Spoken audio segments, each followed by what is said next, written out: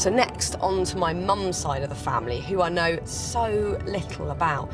I've heard rumours of Viking blood and several surnames thrown around, but really I know very little indeed, so I'm really looking forward to getting my teeth into a new story.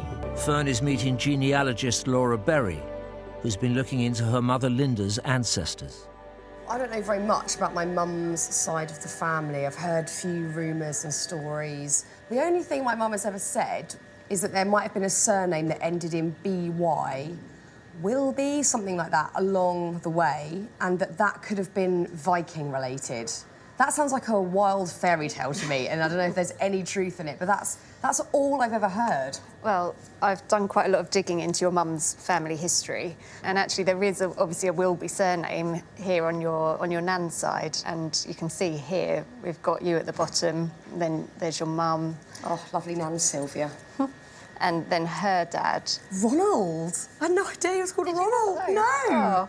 Well, Ronald's mother was a Wilby, and that line has been traced back a few generations. Yeah, I've heard Suffolk and Norfolk being knocked around a lot, like that area of the country. Whether or not it has Viking origins, it's hard to say. Possibly, because that BY ending, like you say, it's said to derive from Old Scandinavian, meaning farm or settlement. But, I mean, we're talking sort of 10 centuries, maybe even more back, and unfortunately the records just don't go back that far. But as you can see, this tree shows lots of London-based ancestors, as you suspected, until you sort of work back further into the 19th century, and then you find that they're coming from the home counties before they move to London in search of work. Because we've got Middlesex and Essex and Ipswich, Essex again.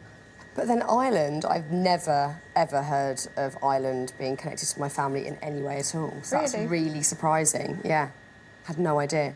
Well, that's your 4 times great-grandfather up there, William Gilmore. No, so William was born in Garva, which is in Northern Ireland, right back in the 1820s. That's fascinating. I would love to explore more about William Gilmore. Fearne's discovered unexpected Irish roots on her mother's side. Her 4 times great-grandfather William Gilmore was born in what is now Northern Ireland in the early 1820s. Fearne has come to Northern Ireland to explore those Irish roots. I'm so curious to find out more about William. Fearne's meeting Irish historian Elaine Farrell at the museum in William's hometown of Garva. I know that my 4 times great-grandfather, William Gilmore, was born in Garva in around 1821. I know nothing about him. What would his early life have been like here? Well, Garva would have been a predominantly rural town, so most people would be employed in farming and would have been involved in the textile industry as well. So I suppose for William, in terms of work, his choices would have actually been quite limited. So our very first document actually shows us that William Gilmore is not in Garva anymore. So it's the Londonderry Standard here from 1844. So he would have been 23-ish. Exactly, yeah. We have much pleasure in stating that Mr. William Gilmore of Garva has been appointed apothecary to the Liverpool South Dispensary. So an apothecary is what we would understand as a chemist. Yeah, there's a running theme in my family with this. Really? On both sides of the family now, which is peculiar. So his work has now taken him to Liverpool. Yes, exactly. And obviously if he's working in Liverpool, he's quite close to the docks, and it would have been a very busy port, so he would be treating people maybe who got injuries on board some of those ships, and also treating people who would have got diseases. So he's really learning on the job here. Wow. And such big news, it made a paper as well. Wow. Yeah. So the next document dates to 1851. What is this document? A census. OK, right. Yeah. So he's still in Liverpool Yep. at 31, so he's been there for quite some time now. He has. William Gilmore, rank, professional occupation, chemist and druggist. Wow, and then so is this the rest of his family here? Yep, so we have, now he's married. Elizabeth, wife, born Bucks Halcott. So Buckinghamshire. Yep. Wow, how did they meet? Must have been in Liverpool. She's on a girls' weekend in Liverpool and meets William. Goodness me. And then Bessie, imagine that's his daughter. Exactly. Kate. Yeah. And you can see as well he has an assistant working in the chemist, and he also has a servant. That's incredible, because that's not a huge amount of time. So he was 23 when he arrived in Liverpool, and then by 31, he's found himself a wife, he's had children, and he's started up, seemingly, a successful career for himself. Yep. Wow.